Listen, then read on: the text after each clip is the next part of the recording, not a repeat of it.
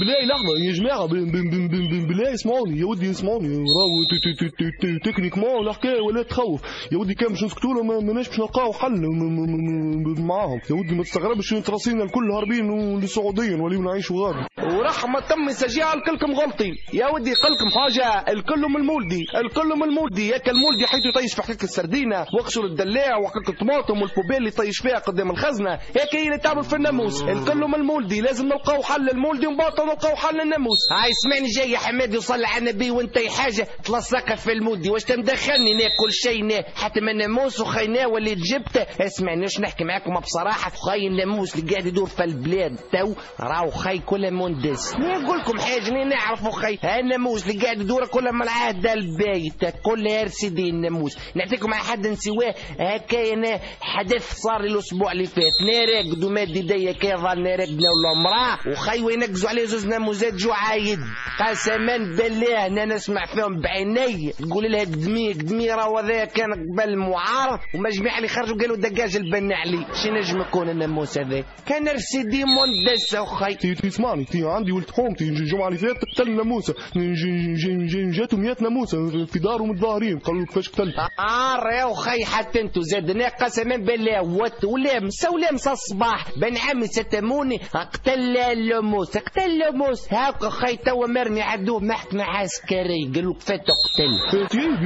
بيان سور يا مودي، تخسيبها سهلة تشبيك، عندهم منظمة وطنية لمناهضة التعذيب وقتل الناموس، تخسيبها سهل انت تشبيك في وقت الحرية والديمقراطية، تو حتى من الناموس والقبائل فين. ودي استنوا جاي مشوا غادي المشكل حتى في فلوتوكس، هاك الفلوتوكس بدات تفشفش عليه قسما نفشفش عليه وهي الظاهر هزت لي ايديها الفوق تعمل لي زيدني خارجه نصر، شبيك يخصبوه بورفان. يودي الحل الوحيد تعملوا كيفي انا كل يوم مروح ندعم الناموسه اللي تغلط تمص لي من دمي في بلاصه ما تولي تقرص تولي تماوك.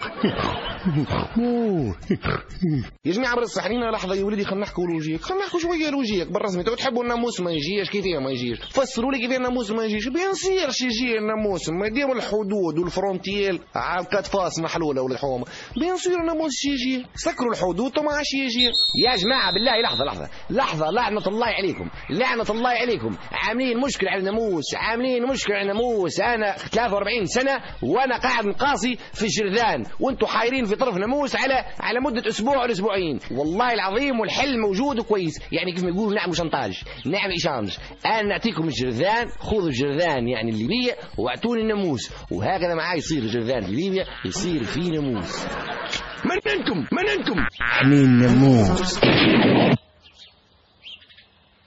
هو موزاييك يا وسالة، اريد ان اتدخل يعني موزاييك، انا كمعمر القذافي عندي قريب السنه ونتصل بيكم وما تحصلتش عليكم، يعني شيء كبير انا اريد ان اتدخل يعني ووصل صوتي في صندوق العجب، اريد ان اقول كلمه، اريد ان اكلم اعوان البلديه، يا اعوان البلديه ارجوكم يا اعوان البلديه، معمر القذافي ود الخيمه ود الباديه بيكلمكم، ارجوكم عودوا للعمل والزحف، ارجوكم عودوا للزحف واقبضوا على الجرذان، لانه البلاد صارت كلها ناموس وجرذان، ارجوكم يا اعوان البلديه امسكوا الجرذان وانا اعطيكم حقوق الهلوس. ونبي كذلك نوصل صوتي كلمه ثانيه، ارجوك يا موزاييك هذه عداها ما تقصيهاش، ما دام تقولوا انتم ضد الاقصاء هذه عدوها كلمه معمر القذافي، وفي النهايه معمر ود الخيمه ود الباديه اريد ان اقول كلمه كيف ما يقول المثل العربي الليبي اللي موزاييك هي كل خطيك. شكرا.